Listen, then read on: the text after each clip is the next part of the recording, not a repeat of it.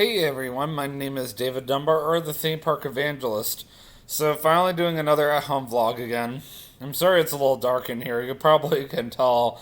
I did turn on at least another light to make it a little brighter in here, but I don't know if it made any bit of a difference. Uh, Here in northern Kentucky, it does get pitch black out. It's crazy. But, I figured since I have a few more minutes before I go to Red Robin tonight, quick COVID 19 update before I get into my actual vlog, which is what it was like to travel during the pandemic, but we'll get into that in a minute. So, unfortunately, tonight is the last night that I'll be able to enjoy being able to eat out at a sit down restaurant like indoor dining until mid December of this year, 2020. Let's not forget what year we're in as much as we want to think we're in the following year already. It is sad. I don't know if Governor Bashir is actually going to allow indoor dining to resume by December 14th. We can only hope and pray. I mean, come on, it is almost the holidays. I would hope and pray that Bashir might be somewhat nice and open the indoor dining at least for the remainder of December. See how things go and then close them back down if need be. But it's hard to say, you know. I mean, it is getting colder, and of course, COVID is spiking again due to the colder weather and all that. Schools are also closing back down again, other than whatever you call it. My mom is still able to meet in person, but that's only because of the fact that she's teaching preschoolers and supposedly they're still able to meet in person as of right now. And if you are going to any gym or pool, you have to wear a face mask at all times. A lot of office workers are asked to work from home right now because only 33% capacity can be inside of the office as of right now. A lot of churches are asked to go back to doing online only or whatever. Our church has decided we're going to keep going at the pace we're going because we've come so far just to get where we're at. We don't want to go backward. We want to go forward. I've already spoken to TJ. He said that whether Biden gets in or not, he has already heard from Ron DeSantis, their governor, that the mayors and all that are supposed to get all their orders from Ron DeSantis on whatever happens. So Ron DeSantis refuses to go backwards. He only wants to move forward. Ron DeSantis refuses to mandate a statewide mask mandate. So therefore, nothing Biden supposedly can do has any impact on Florida. So I guess we'll see what happens, in time come next year. It will be very interesting. I mean, I really have nothing to say because I don't live in Florida anymore, so therefore, not my problem anymore. As long as God's in charge and in control, it's all that matters, and God will always be in control throughout all time, so that does put me at peace. But the main reason why I wanted to do a vlog tonight is because I wanted to talk to you guys what it was like to travel during a pandemic. So, as you guys remember, I was down in Florida back at the end of February, early March, but the pandemic had only just started. So, there really wasn't a pandemic at the time. There wasn't really any need for face masks. I was still able to go to work without a face mask at the time. I also was still able to go to the doctor's office at the time without a face mask. Like, you pretty much could go anywhere within Kentucky without a face mask. Sorry, I almost accidentally bit my tongue there. Anyway, ugh. To put it simply, when I left Kentucky, there was no pandemic in the state. It was still within the top of the United States. It had just gotten into New York like a couple of weeks prior. And I wasn't too worried. I was like, well, there's no way it's going to get into Kentucky. And it had only just entered Florida when I was down there. Just entered. So I was, a little nervous at the time because I'm like, oh boy. Versus, they claim there's about 1 million cases, but that doesn't actually mean there's 1 million cases. Unfortunately, the biggest problem of this pandemic, the pandemic is real, but a lot of those cases you're going to hear more genuine cases in the Democratic states because the Democrats want complete control versus the Republican states like Florida, for example. You're going to hear more fake cases than real cases. So I can guarantee a good chunk of those cases in Florida are fake. And if you don't believe me, YouTube fake COVID-19 cases, Florida, and you'll get a lot of YouTube videos. Some of my friends down there in Florida have sent me some of them back when that was more of an issue versus now. The biggest issue is whether Trump or Biden will officially get the office. As of right now, Biden's still president-elect and nothing is set in stone yet. So, only God knows what's actually going to happen with that. And the funny thing is, when I got back from Kentucky, or I got back to Kentucky, I should say, the funny, or I already said funny. Well, here comes the ironic part. So, I went back to work, that week, and nothing was, going on. It was a completely normal week. And then, I guess, at the beginning of the following week, COVID-19 entered Lexington. Well, there was a little bit of panic at first. And I might have heard about it at the end of that week that I was on. But it really wasn't until the beginning of the week after that it got really crazy. So the interesting part is when I first traveled, I got a really bad strep throat.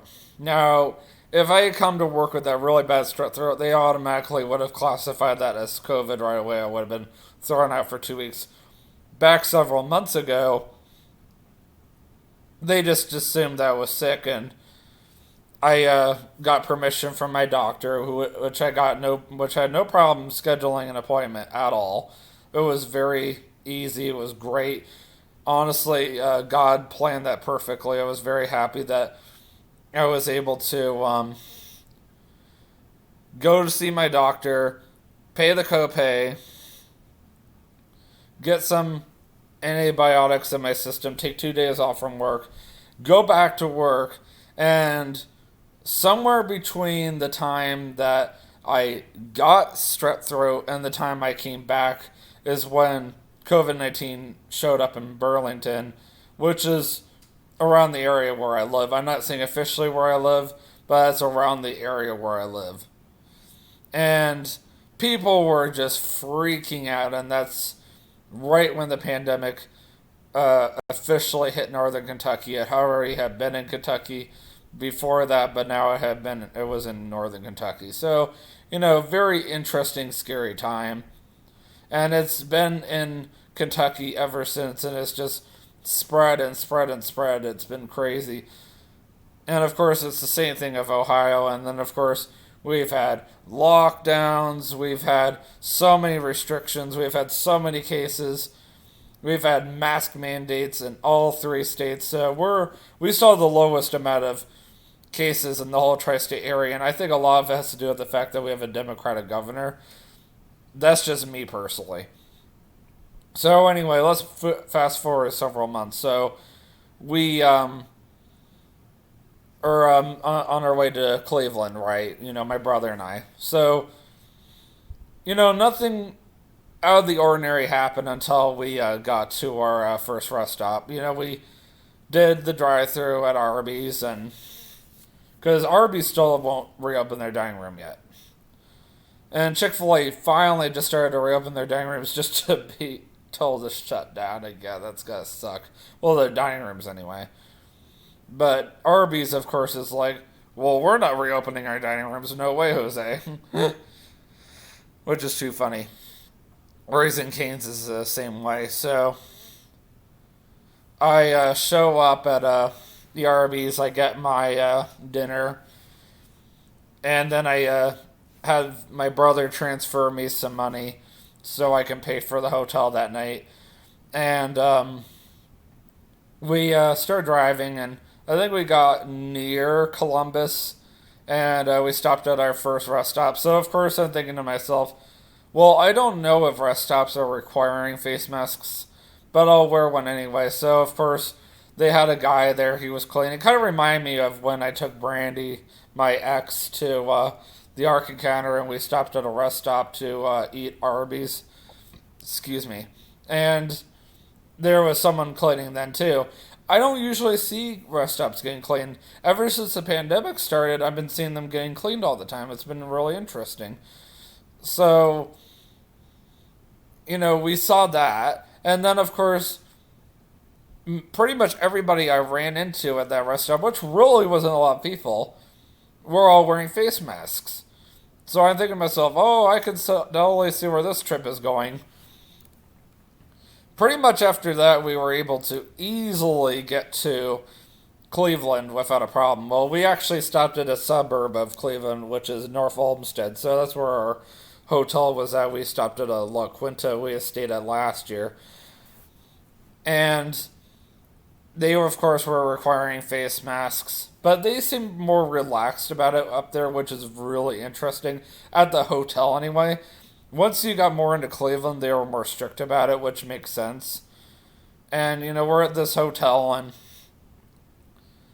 honestly, other than the fact that it was very clean in there, and other than the fact that the free continental breakfast was closed, which was really sad, I didn't really see any changes to the hotel this time around than I did last year. Like, for me, for the most part, it was pretty much the same hotel that I had stayed at. 1 second, just look at the time. Okay. It was pretty much the same hotel that I had stayed at a year ago. So I was like, okay, well, it has some changes.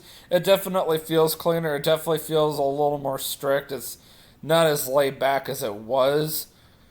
It will do, I'm thinking to myself, well, can't wait to see how tomorrow goes. So, the next day comes, and getting our breakfast in a bag was a little disappointing, but, you had to eat something, and it was better than buying breakfast somewhere. And yeah, that could have worked too, because at the time, at least, the indoor dining was still going on, and I didn't even know this was going to happen until yesterday, to be honest. So I'm thinking to myself, well, that's not going to be a problem. I know a lot of restaurants in Ohio are still doing the whole indoor dining, so I always kept that in the back of my head, but at the same time, I didn't want to waste any more time than we already had, and we already had a late start, so we got out to Cleveland. Pretty much every employee I saw out in downtown Cleveland were all wearing face masks. And then we got to the Rock and Roll Hall of Fame, and that's where it got really interesting. So they were taking our temperatures, asking, do you have any symptoms of COVID? They were willing to kick us right out if we did. And they were like mandating the whole face mask. You had to wear this thing the whole time. They had employees like watching us constantly. Pretty much everybody in there was wearing a face mask. I saw people in there that were wearing it improperly, but I did not see a single person there not wearing a face mask. I mean, yeah, at least, they were wearing it like up to here, but I didn't see anybody like wearing it right here, like I sometimes see around here, mainly from the customers, of course, and then quite often I see like no customers not wearing a mask at all. So, it is what it is. But it seemed like in just that specific museum, I was seeing a lot of people following the rules. It seems like wherever you go, the more strict the environment, the more people are going to follow. The more laid back the environment, the less people are going to follow the rules. And that's, normal anywhere. And as far as like face masks go, it's just something I'm just going to have to deal with. Speaking of face masks, I keep forgetting I have one in my back pocket of my other pants, and I have to put them in my car because I put them in there so I could put it in my car because I get a disposable one whenever I'm at work to put back in my car since I've been wearing one of my own into the store because you're supposed to wear a face mask into Meijer now. Well, that's actually been going on for months. So, in conclusion, I did want to point out that it was interesting, walking around somewhere I had been a year ago, wearing a face mask, seeing hand sanitizer everywhere. It was, very interesting seeing the employees being very strict about the whole thing, and especially when you had to like enter a theater, they were definitely more strict about it. It seems like the closer in proximity you are to other guests, the more strict they become. The big theater that I went into, they were enforcing that you had to sit like more than 6 feet apart. And, I completely get that because this whole social distancing thing is like super, super strict. Sometime I would like to tell you guys what Meijer and my church has done to basically make people feel more safe as they come to both establishments. And how I'm going to do that is by telling you guys what I do as an employee to make you guys feel safer if you ever come into either my church, Hebron Baptist Church, or you come into my particular Meijer, the Meijer here in northern Kentucky, and within the Florence, Cincinnati area. If you head out towards Eastgate, which is where Jungle Gyms is at, the big Jungle Gyms, then no, I do not work around that area. I work closer to Cincinnati, if that makes any sense. So I'm not saying which city I work in, I'm just going to say which area I work in. I don't like to tell people too much personal information. Alright, guys, well, I am officially out of time. I gotta head out. I'm gonna go have some dinner. But I will see you guys in the next vlog. And always remember, you can do all things through Christ who strengthens you. Have a great night. Peace out.